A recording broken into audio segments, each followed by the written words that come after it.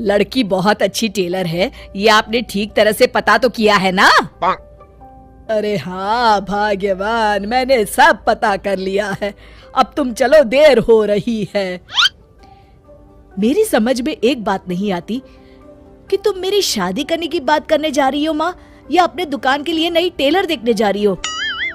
अरे चुप कर, अभी तू बच्चा है, दुनियादारी के बारे में तुझे कुछ नहीं पता।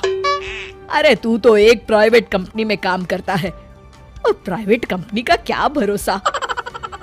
लेकिन माँ, अरे तेरे पिताजी से पूछ ले, इन्होंने अपनी जिंदगी में कितनी नौकरी पकड़ी है और छोड़ी है। अरे वो तो मैं थी जो सिलाई करके घर चलाती थी। अरे बेटा, बुरा वक्त कभी फोन करके नहीं आता। टेलर बहू लाऊंगी तो मेरे साथ दुकान में सिलाई करेगी, समझा? चल अब। दोपहर होने तक तीनों लड़की वालों के घर पहुंच जाते हैं। सभी बातें और चाय पानी होने के बाद, बहन जी, आपका बेटा रोहित एक अच्छी कंपनी में काम करता है और अच्छी तनख्वाह भी है। बस हमें और कुछ नहीं चाहिए। हमें आपका बेटा बहुत पसंद है। हमें भी आपकी बेटी मीना पसंद है जी। मुझे लगता है हमें बच्चों को भी आपस में बात करने का मौका देना चाहिए। हाँ हाँ, आपने बिल्कुल सही कहा भाई साहब। जाओ बच्चों, बाहर जाके बात कर लो। अरे आप रुकिए जी। अच्छा ये बताओ बेटी, तुमने सिलाई कहाँ से सीखी है? जी, दीनानाथ इंस्टीट्यूट से। अरे बहन जी, मेरी बेटी इस मोहल्ले में सबसे अच्छी ब्लाउज सिलती है और एक से बढ़कर एक डिजाइन भी बना लेती है। अच्छा, चल बेटी, जरा तेरे हाथ की कारीगरी देख लेते हैं। अरे माँ, ये सब करने की क्या जरूरत है? अरे तू चुप कर।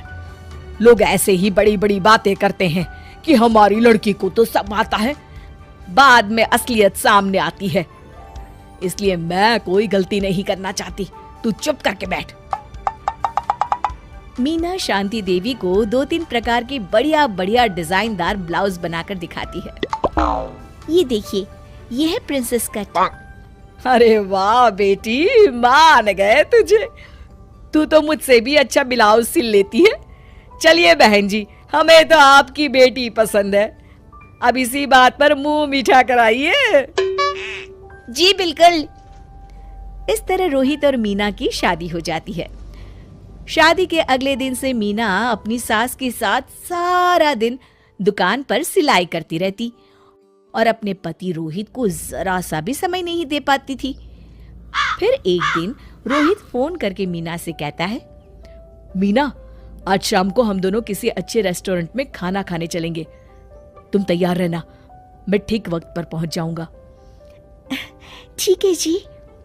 शाम को रोहित जब घर आता है तो मीना सिलाई मशीन पर बैठी ब्लाउज सिल रही होती है। अरे ये क्या? मैंने तुमसे कहा तो था कि शाम को हमें रेस्टोरेंट में खाना खाने के लिए जाना है, और तुम हो कि सिलाई कर रही हो। हद हो गई। मुझे माफ कर दीजिए जी, क्या करूं, ये ब्लाउज मुझे कल अर्जेंट सील कर देनी है। सारा दिन तो तुम माँ के साथ दुकान पर सिलाई करती हो। अरे कम से कम शाम का वक्त तो मेरे लिए रखा करो। तभी वहां शांति देवी आ जाती है। अरे क्यों बहू को परेशान कर रहा है? कल ये तीनों ब्लाउज सुबह सिल कर देनी है। चल जा, अपना काम कर। रोहित चुपचाप वहां से चला जाता है। इस तरह अपनी सास के डर के मारे मीना चाहकर भी अपने पति के लिए वक्त नहीं बिता पाती थी। फिर एक दिन रोहित दोपहर को ऑफिस से घर आता है। उसके साथ उसकी कार में एक लड़की बैठी होती है। दोनों एक दूसरे से मुस्कुराकर बातें कर रहे होते हैं। माँ, जरा टेबल पर रखी मेरी फाइल तो देना, मैं भूल गया था। ये कौन लड़की है तेरे साथ? अरे माँ, ये तो मेरे साथ ऑफिस में काम करती है। इतना कहकर रोहित वहां से चला जाता है। उसी शाम, अरे क्या हुआ भाग्यवान, तुम्हारा चेहरा क्यों उतरा हुआ है? किस चिंता में डूबी हुई हो? क्या बताऊं जी, आज रोहित के साथ एक लड़की आई थी। कह रहा था उसके ऑफिस में काम करती है। मुझे तो उस लड़की के चाल चलन बिल्कुल ठीक नहीं लगते। कहीं दोनों के बीच कोई चक्कर तो नहीं है। अब अगर चक्कर हुआ भी तो इसमें बुराई क्या है? अरे बड़े अजीब आदमी हो आप, कैसी बातें कर रहे हो? तो और क्या कहूँ, तुम घर में बहू के बजाय एक काम करने वाली लड़की लेकर आई हो जो सारा दिन तुम्हारे साथ तुम्हारी दुकान पर काम कर सके। अरे भाग्यवान, शुक्र मनाओ कि मैं शरीफ था, इसलिए मैंने कभी किसी औरत की तरफ आंख उठाकर भी नहीं देखा। पर अब हर कोई तो मेरे जैसा नहीं हो सकता ना। इतना कहकर गिरधारी वहां से चले जाते हैं। शांति देवी समझ जाती है कि गिरधारी क्या कहना चाहते हैं। उसे अपनी गलती का एहसास हो जाता है और वो सोचती है जितनी जल्दी हो सकेगी वो अपनी गलती सुधार लेगी। और इसीलिए 2 दिन के बाद, रोहित बेटा, मैं चाहती हूँ कि कुछ दिनों के लिए तू अपनी ऑफिस से छुट्टी ले ले। क्यों, क्या हुआ माँ? अरे कुछ नहीं बेटा, मैंने तेरे और बहू के लिए शिमला की 2 टिकट बुक की है। मैं चाहती हूँ कि तुम दोनों कुछ दिनों के लिए बाहर घुमाओ। क्यों बहू, ठीक है ना? सासू माँ की बात सुनकर मीना का चेहरा भी खिल उठता है। वो शर्मा कर कहती है, जी माँ जी, जैसा आप ठीक समझे। और इस तरह शांति देवी पूरी तरह से बदल जाती है। शिक्षा, बहू को बहू नहीं बल्कि बेटी समझना चाहिए और ना कि काम करने वाली नौकरानी।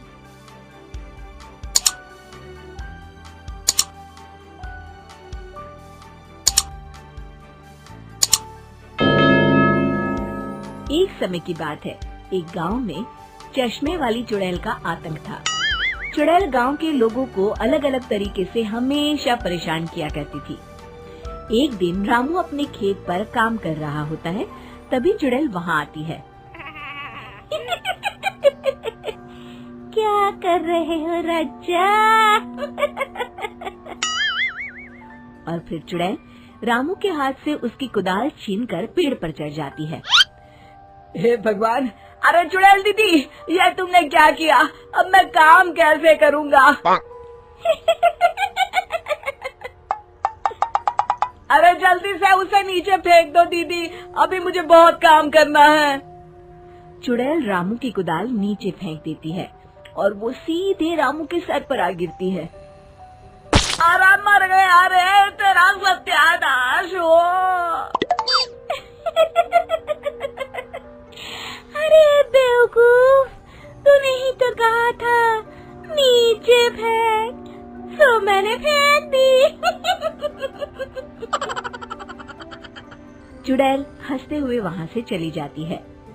एक दिन गिरधारी अपने दहेज में मिले नए स्कूटर को चलाने के लिए घर के बाहर सड़क पर ले आता है। तभी उसकी पत्नी उसे आवाज देती है, अरे सुनिए जी, आप अपना बटुआ घर पर भूल गए हैं, इसे लेते जाइए।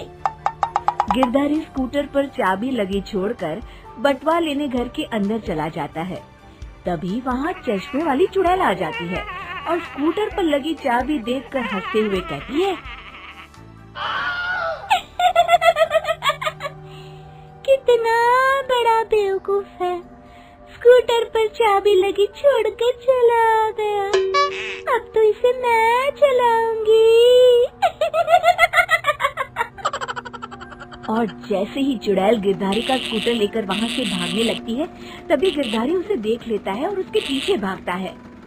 अरे ना समझ चुड़ैल, मेरा स्कूटर लेकर कहाँ जा रही है? अरे मेरा स्कूटर वापस कर दे, कल ही दहेज में आया है। अरे कोई तो उसे पकड़ो। चुड़ैल गिरधारी का स्कूटर लेकर दूर निकल जाती है। इसी तरह आए दिन चुड़ैल गांव को किसी न किसी तरह परेशान करती रहती थी। धीरे धीरे सभी गांव वालों में उस चुड़ैल का खौफ इतना बढ़ जाता है कि कुछ गांव वाले तो उस चुड़ैल की रोज रोज की हरकतों से तंग आकर हमेशा के लिए गांव छोड़कर चले जाते हैं।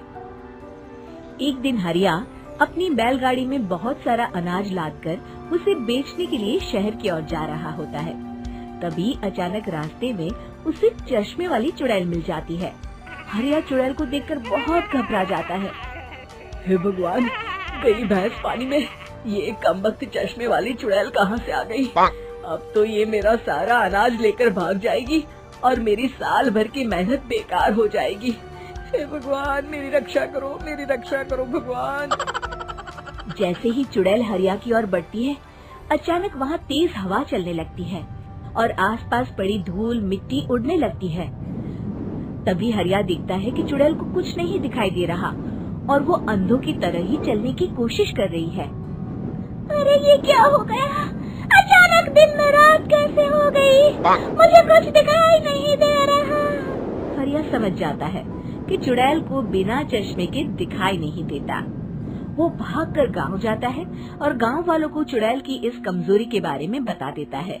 तभी गिरधारी कहता है, अरे वाह, क्या बढ़िया खबर लाए हो हरिया। अब आया ना ऊंट पहाड़ के नीचे। अब हम उस चुड़ैल को अच्छा सबक सिखा सकते हैं। किसी तरह उसका चश्मा हमें मिल जाए, लेकिन उसका चश्मा लाएगा कौन? तभी भीड़ से बाहर निकलकर बब्बन सामने आता है और कहता है, आप सभी गांव वाले चिंता मत करिए, उस चुड़ैल से उसका चश्मा मैं ले आऊंगा, बस मुझे एक दिन का समय दीजिए। फिर अगले दिन बब्बन एक सूटकेस में कुछ चश्मे रखकर जंगल की ओर निकल पड़ता है। काफी देर जंगल में चलने के बाद बब्बन थककर एक पेड़ के नीचे बैठ जाता है। तभी अचानक चश्मे वाली चुड़ैल उसी पेड़ से नीचे उतरकर बब्बन के सामने आकर खड़ी हो जाती है और उससे कहती है, कौन है तू और यहाँ क्या कर रहा है? अरे चुड़ैल दीदी, मैं तो तुम्हें ही ढूंढ रहा था। चुड़ैल हैरानी से बब्बन से पूछती है, अरे कहीं तू पागल तो नहीं हो गया? लोग तो मुझे देखते ही भाग जाते हैं और तू मुझे ढूंढ रहा था। अजीब आदमी है तू। अरे चुड़ैल दीदी, मेरी चश्मे की दुकान है। ये क्या, तुमने तो बहुत पुराने जमाने का चश्मा पहन रखा है। अगर तुम कहो तो मैं तुम्हें इसी वक्त नया चश्मा दे सकता हूँ। मेरे पास बहुत बढ़िया बढ़िया चश्मे हैं। फिर बब्बन चुड़ैल को कुछ चश्मे दिखाते हुए कहता है, ये चश्मा बड़े से बड़े आंधी तूफान से तुम्हारी आंखों को बचाएगा। इसे लगाने के बाद तुम्हारी नजर चील की तरह तेज हो जाएगी। फिर तुम अपने शिकार को दूर से ही देख सकोगी चुड़ैल दीदी। अरे वाह, ये तो बड़े काम का चश्मा है। ला ला, जल्दी से मुझे दे दे। हाँ, अभी देता हूँ। पहले वो अपना पुराना चश्मा तुम मुझे दे दो। मुझे देखना पड़ेगा इनमें से कौन सा चश्मा तुम्हारे लिए सही रहेगा। चुड़ैल जल्दी से अपना चश्मा उतारकर बब्बन को दे देती है और बब्बन चुड़ैल का चश्मा अपने सूटकेस में बंद कर लेता है। अरे इतनी देर क्यों लगा रहा है? जल्दी से मुझे चश्मा दे। चश्मे के बिना मुझे कुछ दिखाई नहीं देता। क्या कर रहा है तू? तभी बब्बन हंसते हुए कहता है, अरे बेवकूफ चुड़ैल, अब ये चश्मा तुझे नहीं मिलेगा। बहुत दिनों से तूने पूरे गांव को परेशान करके रखा था। अब भटकती रहे इस जंगल में।